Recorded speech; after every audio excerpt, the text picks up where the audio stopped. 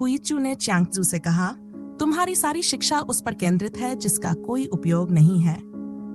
च्यांगजू ने उत्तर दिया, यदि तुम्हें उस चीज का मूल्य समझ में नहीं आता जिसका कोई उपयोग नहीं है, तो तुम उस चीज की बात करना भी शुरू नहीं कर सकते जिसका उपयोग किया जा सकता है। उदाहरण के लिए, पृथ्वी विस्तृत और विशाल है, लेकिन इस संपूर्ण विस्तार में मनुष्य केवल कुछ इंच भूमि का उपयोग करता है जिस पर वह उस समय खड़ा होता है। अब कल्पना करो कि तुम अचानक उस सारी भूमि को हटा दो जिसका वह वास्तव में उपयोग नहीं कर रहा, जिससे उसके पैरों के चारों ओर एक गहरी खाई बन जाए और वह एक शून्य में खड़ा रह जाए। जहां केवल उसके पैरों के नीचे की भूमि ठोस हो, तो वह जिस भूमि का उपयोग कर रहा है वह कितनी देर तक उपयोग में बनी रह सकेगी? हुईजू ने कहा, वह किसी काम की नहीं रह जाएगी। च्यांगजू ने निष्कर्ष निकाला, यही उस चीज की परम आवश्यकता को दर्शाता है जिसका कोई उपयोग नहीं माना जाता। चलिए अब इस प्यारे सूत्र को गहराई से समझते हैं। हुईजू ने च्यांगजू से कहा, तुम्हारी पूरी शिक्षा उसी पर केंद्रित है जिसका कोई उपयोग नहीं है। उनकी शिक्षा देखने में ज्यादा मूल्यवान नहीं लगती, लेकिन च्यांगजू और उनके गुरु हमेशा बेकार चीजों के बारे में बात करते थे, यहाँ तक कि वे उन लोगों की भी प्रशंसा करते थे जो बेकार थे। वे बार बार बेकार चीजों की प्रशंसा करते हैं क्योंकि उनका मानना है कि जो उपयोगी होता है वह हमेशा कठिनाइयों में रहेगा। दुनिया तुम्हें इस्तेमाल करेगी, हर कोई तुम्हारा उपयोग करने, तुम्हें नियंत्रित करने और तुम्हें अपने हिसाब से चलाने के लिए तैयार है। लेकिन अगर तुम बेकार हो तो कोई तुम्हारी परवाह नहीं करेगा। लोग तुम्हें भूल जाएंगे, वे तुम्हें अकेला छोड़ देंगे। मुझे खुद इस अनुभव से गुजरना पड़ा है। एक बार मेरी मौसी आई, उन्हें मेरे बारे में पता नहीं था।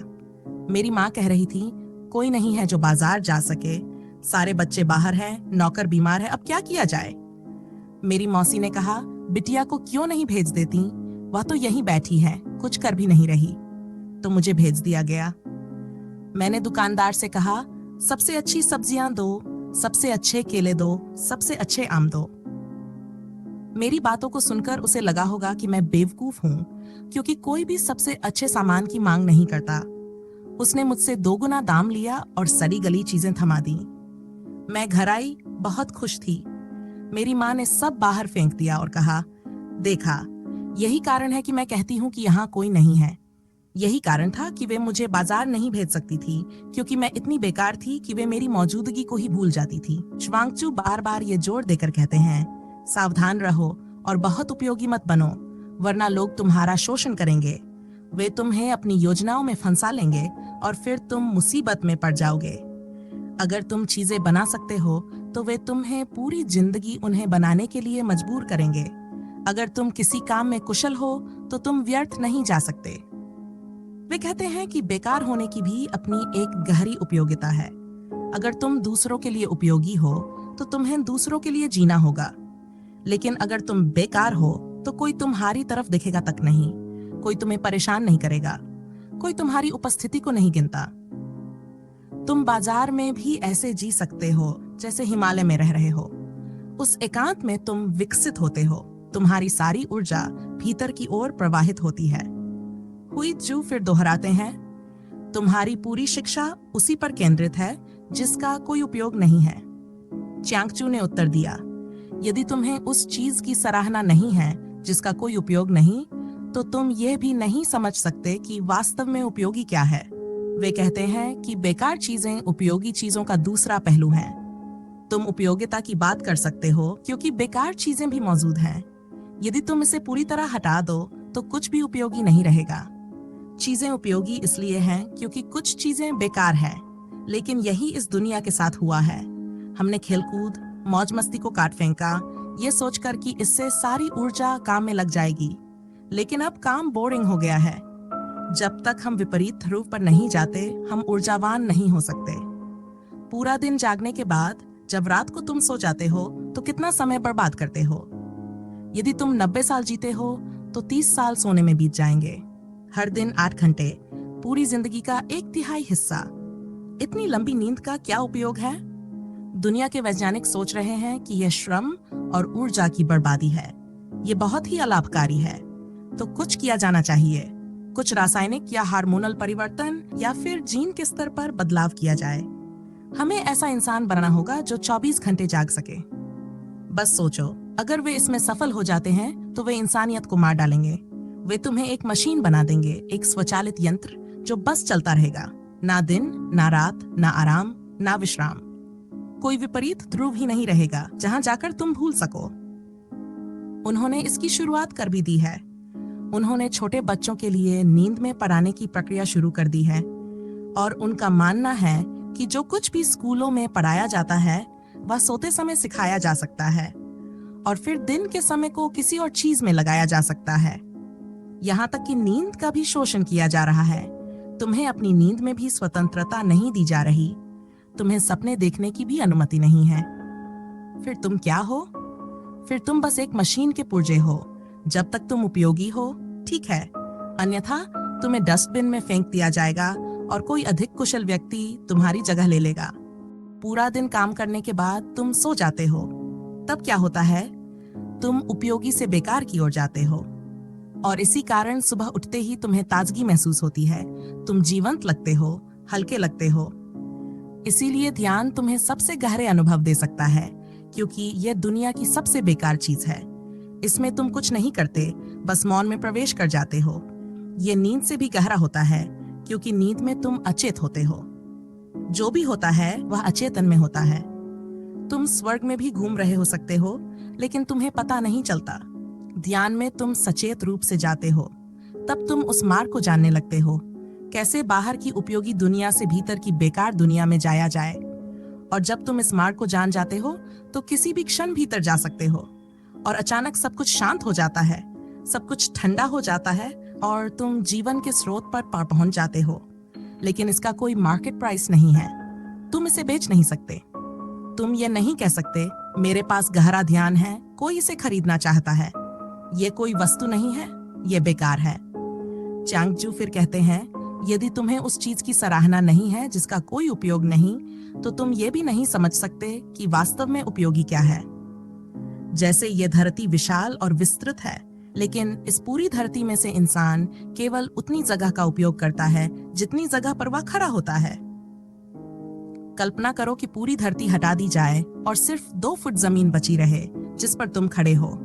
तुम केवल अपने पैरों के नीचे कुछ इंच धरती का उपयोग कर रहे हो। सोचो, अगर बस यही बचा रह जाए और पूरी धरती गायब हो जाए तो तुम कितनी देर तक इसका उपयोग कर पाओगे? चारों ओर एक विशाल खाई होगी, अनंत गहराई। तुम्हें तुरंत चक्कर आने लगेगा और तुम उस खाई में गिर जाओगे। जो बेकार लगता है वही सहारा देता है। जो उपयोगी है वह बहुत छोटा है और जो बेकार लगता है वह बहुत विशाल। ये जीवन के हर स्तर पर सच है। जो उपयोगी है वह छोटा है, जो बेकार है वह असीमित है। अगर तुम सिर्फ उपयोगी को बचाने की कोशिश करोगे और बेकार को भूल जाओगे तो जल्द ही तुम्हें चक्कर आने लगेगा। और यही हो रहा है। पूरी दुनिया इसी खाई में गिर रही है। आज हर जगह बुद्धिजीवी कहते हैं कि जीवन का कोई अर्थ नहीं।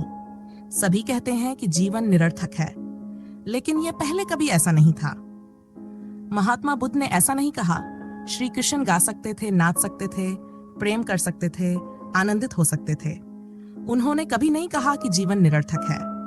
फिर आधुनिक मन को यह निरर्थकता क्यों महसूस होती है? क्योंकि पूरी धरती हटा दी गई है और अब तुम सिर्फ उस जगह पर खड़े हो जहां तुम्हारे पैर टिके हैं। अब चारों ओर केवल शून्यता दिखती है, गहराई दिखती है और जिस जमीन पर तुम खड़े हो वह भी डगमगाने लगती है। क्योंकि जब तक बेकार चीजें उसके साथ जुड़ी थीं, तब तक तुम उसका उपयोग कर सकते थे। तुम्हारी जिंदगी केवल काम बनकर रह गई है। अब उसमें खेल नहीं बचा। खेल वह बेकार चीज है जो जीवन को विशालता देती है और काम वह उपयोगी चीज है जो बहुत छोटी है। तुमने अपने जीवन को पूरी तरह काम से भर लिया है। अब जब भी कोई काम शुरू करते हो, पहला सवाल आता है, इसका क्या उपयोग है? अगर कोई उपयोग है तो ही तुम उसे करते हो।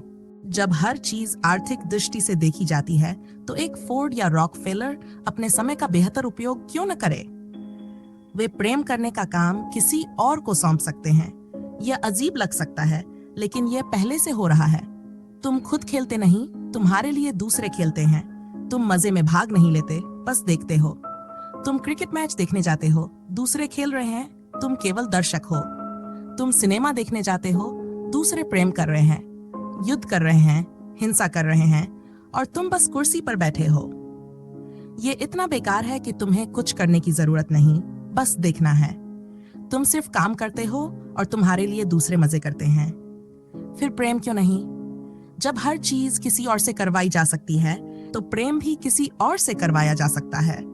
यही कारण है कि जीवन निरर्थक लगने लगा है, क्योंकि जीवन का अर्थ उपयोगी और बेकार के संतुलन में है। तुमने बेकार को पूरी तरह नकार दिया है, अब सिर्फ उपयोगी बचा है और यही तुम्हारे लिए बोझ बन गया है। चारों ओर देखो, सफल लोगों को देखो, राजनेताओं को। अमीर के पास क्या है? उनकी संपत्ति मत देखो, केवल उन्हें देखो। लेकिन अगर तुम उनकी संपत्ति से परे उन्हें देखोगे तो तुम्हें उनकी असली गरीबी दिखेगी। हो सकता है कि एक भिखारी भी उनसे अधिक धनी हो, क्योंकि जीवन में धनी होने का संबंध चीजों से नहीं, जीने की क्षमता से है। सफलता अंततः विफल होती है, क्योंकि जो व्यक्ति सफल होता है वह जीवन से अपनी पकड़ खो देता है। वह वास्तविक को छोड़कर मृग मरीचिका के पीछे भागता है, हीरे छोड़कर किनारे के रंगीन पत्थर इकट्ठा करता है। एक अमीर आदमी असल में एक हारा हुआ व्यक्ति है। एक सफल व्यक्ति वास्तव में असफल है। लेकिन क्योंकि तुम्हारी आंखें महत्वाकांक्षा से भरी हैं, तुम संपत्तियों को देखते हो, पद को देखते हो, शक्ति को देखते हो। तुम प्रधानमंत्री को नहीं देखते, तुम केवल प्रधानमंत्री पद को देखते हो। तुम सिर्फ उसकी शक्ति देखते हो, लेकिन वह जो वहां बैठा है उसे नहीं देखते, जो भीतर से पूरी तरह खोखला हो चुका है, जो अब जीवन के सुख का एक पल भी नहीं जानता। उसने शक्ति खरीद ली, लेकिन उसे पाने के लिए खुद को बेच दिया। और यह सब एक सौदा ही था। मैंने एक कहानी सुनी है। एक विशाल रैली के बाद नेता अपने मैनेजर पर गुस्सा कर रहा था। मैनेजर समझ नहीं पाया। नेता चिल्लाया, मुझे धोखा दिया गया है। मैनेजर बोला, मुझे समझ नहीं आ रहा, रैली इतनी सफल रही, हजारों लोग आए, देखो तुम्हारे गले में कितनी मालाएं हैं। नेता ने कहा, गिनो उन्हें, केवल 11, मैंने तो 12 के पैसे दिए थे। आखिर में हर सफल व्यक्ति यही महसूस करेगा कि उसे धोखा दिया गया है। यह होना ही है, क्योंकि तुम क्या दे रहे हो और बदले में क्या पा रहे हो। अंदर की वास्तविक आत्मा खो रही है और तुम व्यर्थ चीजों में लिप्त हो। दूसरों को धोखा देना आसान है, लेकिन खुद को कैसे धोखा दोगे? जब तुम अंत में अपनी जिंदगी देखोगे तो पाओगे कि तुमने इसे खो दिया, क्योंकि तुमने केवल उपयोगी चीजों पर ध्यान दिया। इसलिए बेकार भी आवश्यक है। उपयोगी एक बाग की तरह है, साफ सुथरा, व्यवस्थित, और बेकार एक विशाल जंगल की तरह, स्वाभाविक, मुक्त, अराजक। जब हर चीज सजी सवरी हो तो समझ लो वह मर चुकी है। एक बाग कभी ज्यादा जीवंत नहीं हो सकता, क्योंकि तुम उसे निरंतर काटते छांटते रहते हो। लेकिन जंगल की अपनी एक ऊर्जा होती है, एक जीवंत आत्मा। अगर तुम जंगल में जाओ तो उसका प्रभाव महसूस करोगे। अगर तुम उसमें खो जाओ तो उसकी शक्ति को समझोगे। बाग में ये शक्ति नहीं होती, क्योंकि वह मनुष्य द्वारा बनाई गई चीज है। असली चीज तो जंगल है। बेकार एक विशाल जंगल की तरह है, और उपयोगी केवल वह छोटा सा बाग जो तुमने अपने घर के चारों ओर बना लिया है। लेकिन जंगल को मत काटो। बाग ठीक है, लेकिन इसे उस विशाल जंगल का हिस्सा रहने दो जो तुम्हारा नहीं, बल्कि ईश्वर का बाग है।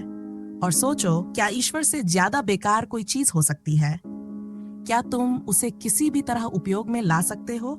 यही समस्या है। इसलिए हम ईश्वर का कोई अर्थ नहीं खोज पाते। जो लोग अर्थ खोजने में लगे रहते हैं वे नास्तिक बन जाते हैं। वे कहते हैं ईश्वर है ही नहीं। कैसे हो सकता है जब वह किसी उपयोग में नहीं आता? इसीलिए हम मंदिरों को बाजार में बदल देते हैं, स्कूलों और अस्पतालों में बदल देते हैं। लेकिन ईश्वर की ये निरर्थकता ही उस हर चीज का आधार है जिसे तुम उपयोगी मानते हो। अगर तुम खेल सकते हो तो तुम्हारा काम आनंद बन सकता है। अगर तुम जीवन को बच्चों की तरह जी सकते हो तो तुम्हारा काम बोझ नहीं लगेगा। लेकिन यह कठिन है, क्योंकि तुम्हारा मन हमेशा पैसे के बारे में सोचता रहता है। महात्मा बुद्ध जैसे लोग अगर त्याग करते हैं तो इसका कारण यह नहीं कि वे पैसे के खिलाफ थे, वे उपयोगिता के ही खिलाफ थे। वे कहते थे, अपना पैसा रखो, मैं जंगल की ओर जा रहा हूँ। ये बाग अब मेरे लिए नहीं। मैं उस अज्ञात में जाऊंगा जहां खो जाने का डर है। यह सीधा सुव्यवस्थित रास्ता जहां सब कुछ तयशुदा है, यह मेरे लिए नहीं। जब तुम उस बेकार की विशालता में प्रवेश करते हो तो तुम्हारी आत्मा भी विशाल हो जाती है। जब तुम अनजाने समुद्र में बिना नक्शे के उतरते हो तो तुम खुद समुद्र जैसे हो जाते हो। तब अनिश्चितता की चुनौती ही तुम्हारी आत्मा का निर्माण करती है। लेकिन जब तुम सुरक्षित हो, जब कोई समस्या नहीं होती, जब सब कुछ व्यवस्थित है, तब तुम्हारी आत्मा सिकुड़ जाती है। बेकार ही चुनौती देता है और वही आत्मा को मुक्त करता है। अब सोचो, अगर अचानक तुमसे वह सब छीन लिया जाए जिसे तुम वास्तव में इस्तेमाल नहीं कर रहे, और तुम्हारे पैरों के नीचे एक खालीपन फैल जाए, केवल जहां तुम्हारे पैर रखे हैं वहीं ठोस जमीन बचे, तो कितनी देर तक तुम वह इस्तेमाल कर पाओगे जो तुम्हारे पास बचा है? बिना ईश्वर के ये दुनिया चल ही नहीं सकती। नीचे ने आज से 100 साल पहले घोषणा की थी कि ईश्वर मर चुका है। उसी दिन उसने ये भी कह दिया था कि अब मनुष्य भी जीवित नहीं रह सकता। उसने ये नहीं सोचा, उसने इसका उल्टा सोचा। उसने कहा, ईश्वर मर चुका है और अब मनुष्य स्वतंत्र है जीने के लिए। लेकिन मेरा मानना है, अगर ईश्वर मर गया तो मनुष्य पहले ही मर चुका है, बस खबर उसे अभी तक नहीं मिली है। ईश्वर वह विशाल व्यर्थता है जिसे मनुष्य की उपयोगितावादी दुनिया ने अनदेखा कर दिया। लेकिन उपयोगी व्यर्थ के बिना टिक नहीं सकता। ईश्वर खेल है, मनुष्य काम है। अगर ईश्वर नहीं रहेगा तो काम निरर्थक हो जाएगा, सिर्फ एक बोझ जिसे किसी तरह ढोना पड़ेगा। ईश्वर आनंद है, मनुष्य गंभीरता है। अगर आनंद नहीं रहेगा तो ये गंभीरता एक बीमारी बन जाएगी। मंदिर मत तोड़ो, मस्जिद मत गिराओ, उन्हें अस्पतालों या स्कूलों में मत बदलो। नए अस्पताल बना सकते हो, नए स्कूल बना सकते हो, लेकिन बेकार को जीवन के केंद्र में रहने दो। यही कारण है कि हमने मंदिर को बाजार के बीचों बीच रखा, ये दिखाने के लिए कि बेकार को केंद्र में रखना जरूरी है, वरना उपयोगी भी बिखर जाएगा। विरोध को संतुलित करना जरूरी है, और विरोध में हमेशा अधिक शक्ति होती है। लोग अक्सर पूछते हैं, जीवन का उद्देश्य क्या है? मेरा मानना है, कोई उद्देश्य नहीं है, हो ही नहीं सकता। जीवन तो बस एक उत्सव है, इसे बस जिया जा सकता है, इसमें बस आनंद लिया जा सकता है, इसे बेचा नहीं जा सकता। और अगर एक क्षण चूक गए तो वह हमेशा के लिए चला जाएगा, फिर लौटकर नहीं आएगा। धर्म केवल एक प्रतीक है। अक्सर लोग कहते हैं, भारत में लाखों सन्यासी हैं, वे बहुत अनुत्पादक हैं, ये लोग दूसरों की मेहनत पर जीते हैं, आखिर इन सन्यासियों को कब रोका जाएगा? उनका प्रश्न तर्कसंगत लगता है, लेकिन जीवन ही बिना किसी उपयोग के है, इसका क्या उद्देश्य है? सोचो, तुम कहाँ जा रहे हो? कोई उद्देश्य नहीं, कोई परिणाम नहीं, कोई लक्ष्य नहीं, जीवन बस एक सतत आनंद है। क्या तुमने देखा है कि जब तुम खुश होते हो तो कभी ये नहीं पूछते कि खुशी का क्या उद्देश्य है? जब तुम प्रेम में होते हो तो क्या तुम पूछते हो कि इसका क्या उद्देश्य है? जब सुबह सूरज उगता है और पक्षियों का झुंड आकाश में उड़ता है तो क्या तुम पूछते हो कि इसका क्या उद्देश्य है? कोई उद्देश्य नहीं है। उद्देश्य केवल मन का हिस्सा है और जीवन मन से परे चलता है। इसलिए बेकार पर इतना जोर दिया गया है, क्योंकि अगर तुम बहुत अधिक उपयोगी बनने लगो तो तुम कभी मन से परे नहीं जा पाओगे। मन तुम्हारा प्रबंधक है, ये लगातार चीजों को छांटता रहता है। ये उपयोगी है, इसे करो, ये बेकार है, इसे मत करो। मन उपयोगिता को दर्शाता है, ध्यान उस बेकार को, उपयोगी से बेकार की ओर बढ़ो, और इस यात्रा को इतना सहज बनाओ कि इसमें कोई संघर्ष न हो, कोई टकराव न हो। जैसे घर के अंदर बाहर आना स्वाभाविक है, वैसे ही इसे भी स्वाभाविक बना लो। जब मन की जरूरत हो, इसे एक यंत्र की तरह इस्तेमाल करो। जब जरूरत ना हो, इसे एक तरफ रख दो और भूल जाओ। तब बेकार बनो, कुछ बेकार करो, और तुम्हारा जीवन समृद्ध हो जाएगा। तुम्हारा जीवन उपयोग और अनुपयोग के बीच संतुलन बन जाएगा, और यही संतुलन उस पार ले जाता है जहां न उपयोग है न अनुपयोग, केवल अस्तित्व है। च्यांग त्zu ने कहा, अब कल्पना करो कि तुम अचानक उस सारी भूमि को हटा दो जिसका वह वास्तव में उपयोग नहीं कर रहा, जिससे उसके पैरों के चारों ओर एक गहरी खाई बन जाए और वह एक शून्य में खड़ा रह जाए। जहां केवल उसके पैरों के नीचे की भूमि ठोस हो, तो वह जिस भूमि का उपयोग कर रहा है वह कितनी देर तक उपयोग में बनी रह सकेगी? हुई जू ने कहा, वह किसी काम की नहीं रह जाएगी। च्यांग त्zu ने निष्कर्ष निकाला, यह दर्शाता है कि जिसे बेकार माना जाता है वह भी कितना आवश्यक है। यहाँ तक कि उपयोगी चीजें भी बेकार के बिना नहीं टिक सकती, बेकार ही आधार है।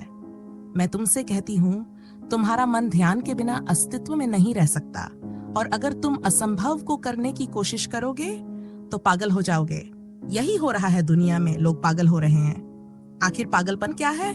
यह बिना ध्यान के जीने का प्रयास है, केवल मन के सहारे जीने की कोशिश है।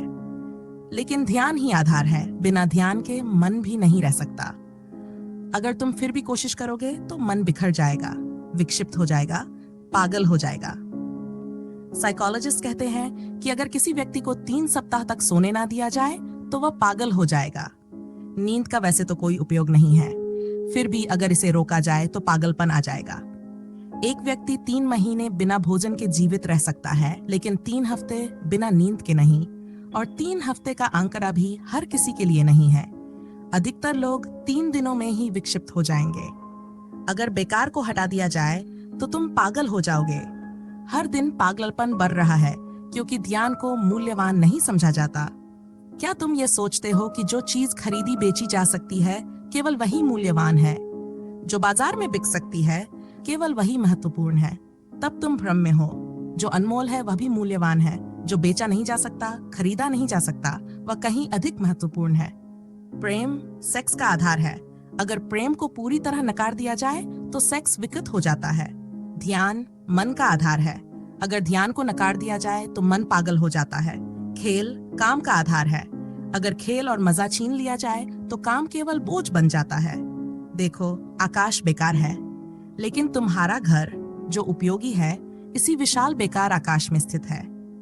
यदि तुम दोनों को महसूस कर सको और बिना किसी संघर्ष के एक से दूसरे में आ जा सको तो पहली बार तुम एक पूर्ण मनुष्य बनोगे। पूर्ण मनुष्य ये नहीं जानता कि भीतर क्या है और बाहर क्या है। वह ये चिंता नहीं करता कि क्या उपयोगी है और क्या बेकार। पूर्ण मनुष्य बेकार का उपयोग करता है। वह मन और ध्यान, पदार्थ और चेतना, इस संसार और उस संसार, ईश्वर और नास्तिकता दोनों के पंखों से उड़ता है। वह विरोधाभासों के बीच एक उच्चतर संतुलन को प्राप्त करता है। चांगचू ने बेकार पर इतना जोर दिया क्योंकि तुमने उपयोगी को बहुत अधिक महत्व दिया है। यह संतुलन बनाने के लिए आवश्यक था। तुम बहुत अधिक एक ओर झुक गए थे, इसलिए तुम्हें दूसरी ओर खींचा गया। लेकिन याद रखना, इस अत्यधिक जोर के कारण तुम फिर से दूसरे छोर पर जा सकते हो। यही चांगचू के कई अनुयायियों के साथ हुआ। वे बेकार के प्रति इतने आकर्षित हो गए कि उसमें ही डूब गए। वे उपयोगिता से इतने दूर चले गए कि उन्होंने संतुलन खो दिया। चांगचू ने बेकार पर जोर इसलिए दिया ताकि तुम्हें संतुलन मिले। तुम्हें एक ऐसी स्थिति पर पहुंचना है जहां तुम उपयोगी और अनुपयोगी, उद्देश्यपूर्ण और उद्देश्यहीन दोनों को सहजता से उपयोग कर सको। तब तुम दोनों से परे हो जाते हो। तब दोनों तुम्हारी सेवा करते हैं, तुम उनके गुलाम नहीं रहते। कुछ लोग अपने मन को छोड़ नहीं पाते और कुछ लोग अपने ध्यान को छोड़ नहीं पाते। और याद रखना, दोनों ही परिस्थितियों में बीमारी वही रहती है। तुम किसी चीज को छोड़ नहीं पाते। पहले तुम मन को छोड़ नहीं पा रहे थे, अब ध्यान को नहीं छोड़ पा रहे। लेकिन सच्चा पूर्ण मनुष्य जो ताओ को जानता है किसी भी चीज का आदी नहीं होता। वह दोनों छोरों के बीच सहजता से घूम सकता है क्योंकि वह मध्य में स्थित रहता है। इसलिए चांगचू को गलत मत समझना। लोग उन्हें गलत समझ सकते हैं, इसलिए मैं ये कह रही हूँ। इस तरह के लोग खतरनाक होते हैं। तुम उन्हें गलत समझ सकते हो और गलत समझने की संभावना सही समझने से अधिक होती है। मन कहता है, ठीक है, अब पढ़ाई और परिवार छोड़ दो, अब मैं साधु बन जाऊंगा। लेकिन यह गलतफहमी है। तुम वही मन लेकर भटकते रहोगे। तुम अपनी भटकने की लत के शिकार हो जाओगे। फिर तुम वापस बाजार, पढ़ाई, परिवार में लौटने से डरोगे। ध्यान भी दवा की तरह एक नई बीमारी बन सकता है अगर तुम उसके आदी हो गए। इसलिए सच्चा चिकित्सक वही है जो तुम्हें रोग से भी मुक्त कर दे और दवा से भी। पहले तुम्हें रोग से मुक्ति पानी है और फिर दवा से भी, अन्यथा दवा ही नई बीमारी बन जाएगी और तुम उसी से चिपके रहोगे। जेठालाल अपने 7 साल के बेटे को सिखा रहा था कि किसी लड़की से कैसे बात करें, उसे डांस के लिए कैसे आमंत्रित करें, क्या कहना चाहिए और क्या नहीं, उसे कैसे मनाना चाहिए। आधे घंटे बाद लड़का वापस आया और बोला, अब सिखाओ कि उसे पीछा कैसे छुड़ाना है। यही सीखना भी जरूरी है और यही सबसे कठिन हिस्सा है। बुलाना आसान है लेकिन पीछा छुड़ाना कठिन। याद रखना, बेकार का भी अपना आकर्षण होता है। अगर तुम उपयोगिता से बहुत परेशान हो तो तुम दूसरी ओर बहुत दूर चले जा सकते हो। तुम संतुलन खो सकते हो। मेरे लिए एक सन्यासी वह व्यक्ति है जो गहरे संतुलन में खड़ा है। वह सभी विरोधों से मुक्त है। वह उपयोगी का भी उपयोग कर सकता है और अनुपयोगी का भी। वह उद्देश्यपूर्ण का भी उपयोग कर सकता है और उद्देश्यहीन का भी। फिर भी वह दोनों से परे रहता है। वह उनका उपयोग करता है, वे उसका उपयोग नहीं करते। तो मित्रों, जीवन केवल उपयोगिता का खेल नहीं है, ना ही केवल बेकार में बह जाने का नाम है। ये दोनों के बीच एक संतुलन है, एक नित्य है, जहां मन और ध्यान, काम और खेल, उद्देश्य और उद्देश्यहीनता सब मिलकर एक गूढ़ संगीत रचते हैं। अगर हम केवल उपयोगी चीजों के पीछे भागते रहें तो जीवन बोझिल हो जाएगा, और यदि हम पूरी तरह बेकार में डूब जाएं तो हम अपनी जड़ों से कट जाएंगे। सच्चा आनंद वही है जहां हम दोनों के बीच सहजता से बहते हैं, जब मन चाहिए तब मन, और जब शांति चाहिए तब शांति। तो चलो इस यात्रा को एक नए दृष्टिकोण के साथ देखें। जीवन को केवल एक लक्ष्य तक पहुंचने की दौड़ मत बनाओ, इसे एक सुंदर सफर की तरह जियो। हर क्षण का आनंद लो, हर सांस को महसूस करो, और सबसे महत्वपूर्ण बात, जीवन को केवल जीने के लिए जियो, न किसी लक्ष्य पर पहुंचने के लिए। आशा है यह विचार आपके हृदय में गूंजेंगे, आपकी चेतना को छुएंगे। अगर यह संदेश आपको प्रेरित करता है तो इसे दूसरों तक पहुंचाएं। मिलते हैं अगली बार एक नई सोच, एक नए दृष्टिकोण के साथ। धन्यवाद।